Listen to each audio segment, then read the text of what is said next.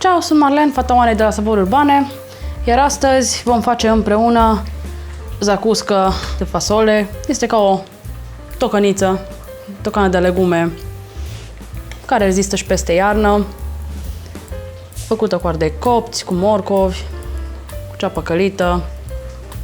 Este superbă, o variantă pe care noi o facem aproape la fel de des ca cea de zacuscă cu vinete, una dintre preferatele familiei. Așa că, haideți să trecem la treabă. Pentru rețeta de zacuscă cu fasole boabe avem nevoie de fasole. Boabe avem aici în jur de 500 de grame, dar am lăsat-o peste noapte la umflat cu apă. I-am schimbat de 3 ore apa, 5 apă se pune, rece. În apă rece tot timpul. Și arată cât ce mult s-a umflat, deci incredibil. Acolo a fost cam 550 de grame, dar e enorm. S-a umflat. S-a umflat bine. Așa, 1 kg și jumătate de ardei copți sau gogoșari copți. Gata copți, care Gata provin copți. din cât? Din vreo 3 kg 3 kg, cruzi. da. No. Avem mai bine 1 kg de ceapă, aici avem 3 cepe mari, s-au adunat la fix.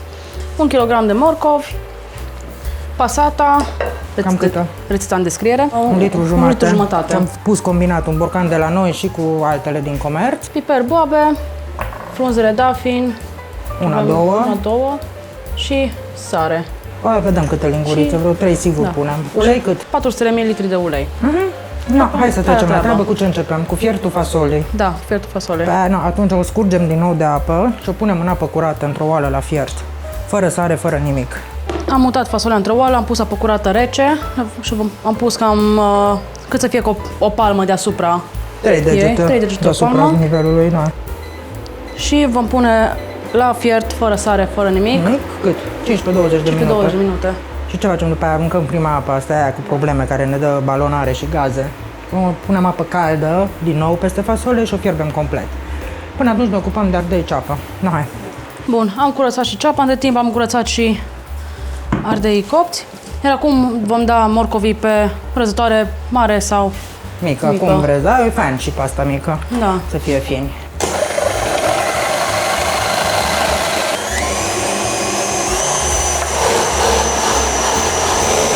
Așa.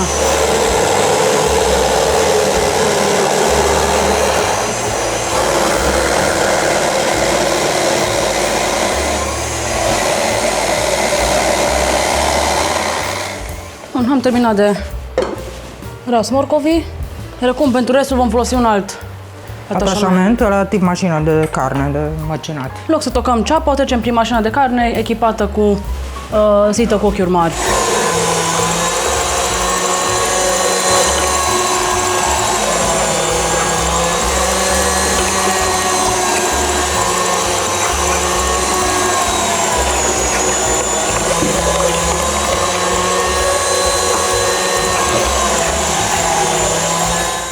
Bun, acum trecem și ardei copți sau gogoșarii. Grijă mare că Stropesc. stropesc. Nu i-a apăsat foarte tare, lasă să curgă ei, știi?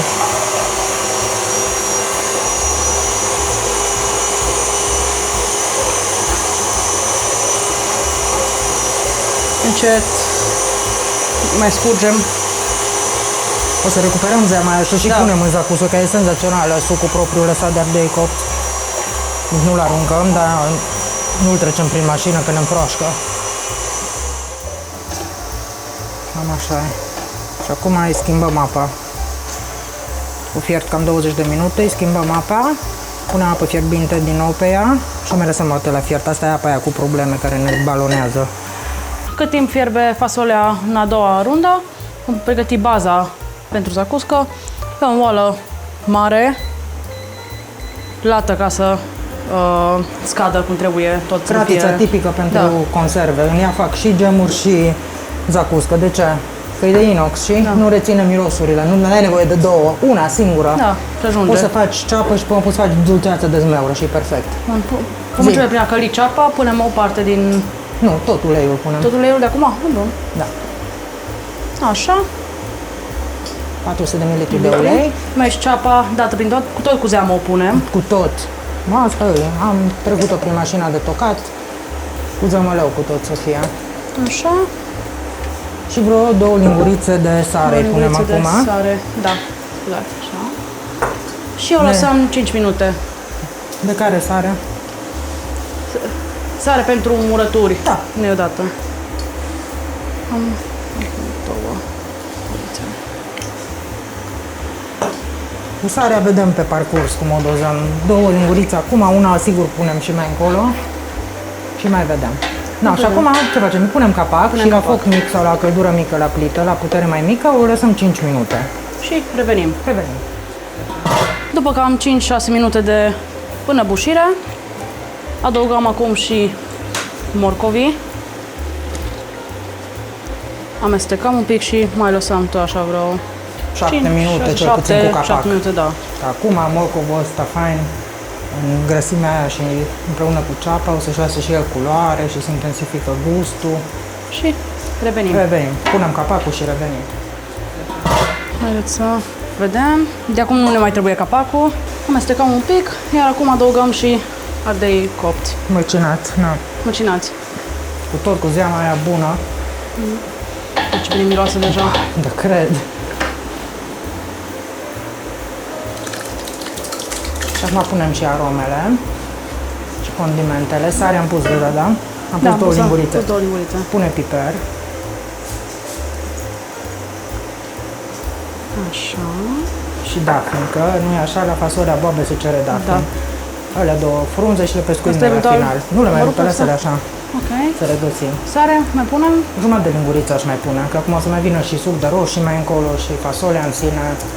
Așa. Și acum fără capac. Și amestecăm. A trecut cam 5 minute, iar acum vom adăuga pasata de roșii. Aici avem pasata făcută de noi, linkul în descriere. Și în paralel mai folosim și 2 concentrate. Pe tot pasata, nu e concentrat, dar e Tot clar pasata, mult da. mai concentrat decât un bulion, care e mult mai subțire. Da. Dacă aveți bulion, puneți 1,5 litru.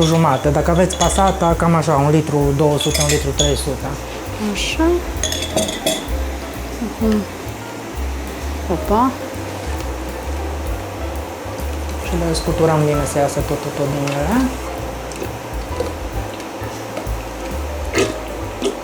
Nu le clătiți cu apă pentru că noi asta avem practic să scăpăm de Lichid. lichid. Amestecăm. Și sperăm să fiarbă și fasolea între timp. În a doua apă pusă, dar mai durează, încă nu e gata fasolea, nici vorbă. Sosul pentru zacuscă a fiert la foc mic, cam vreo 40-45 de minute, cu amestecat ocazional. Da, deja miroase superb. Dar să nu-i de la destropește ca la vinătă. Na, nu e- Fierbe decent, nu e cu croșcat și cu lavă. Iar aici avem fasolea, care, depinzând de soi, O oră o fiert la noi, peste Da. la primele 15 minute. Dar ăla e testul, e făcută. da, Hai să o strecurăm și să revenim cu ea. Revenim. Bun, am pus-o la scurs un pic, E fierbinte? e fierbinte, Și o punem acolo. scurgem cât putem și o băgăm. Exact. Și vezi că-s boabe pleznite deja, pentru că unele persoane preferă zacusca asta de fasole cu fasolea un pic zdrobită, dar nu are sens să o mai trecem prin mașina de tocat o parte din ea, că ea oricum se zboabe care deja s-au tărciuit, nu? Ne-am Da, văzut. deja încep așa.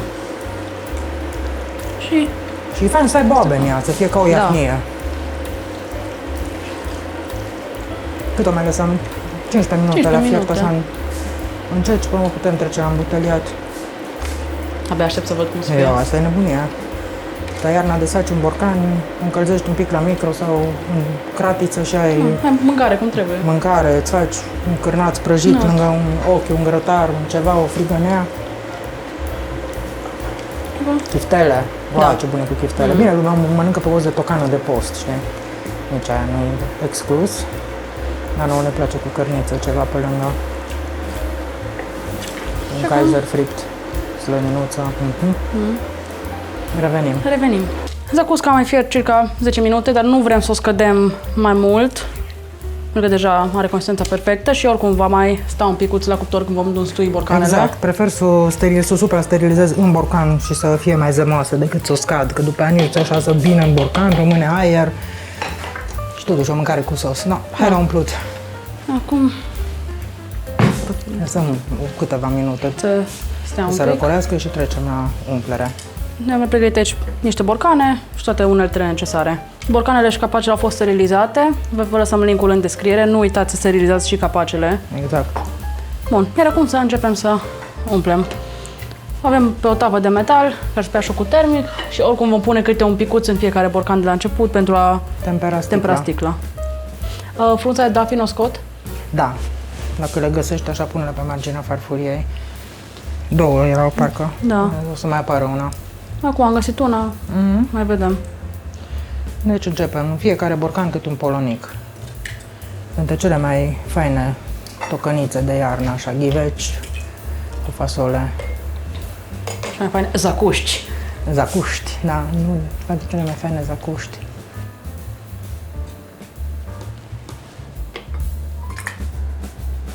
Nouă ne-au ieșit 6 borcane mari, iar aici am avea echivalentul unui borcan mai mic, dar îl lăsăm ca să mâncăm și astăzi din ea.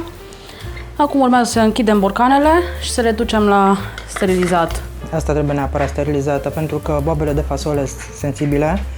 Da, pot fermenta foarte ușor. Facem sterilizare la sec la cuptor, închidem bine fiecare borcan, strâns ca lumea.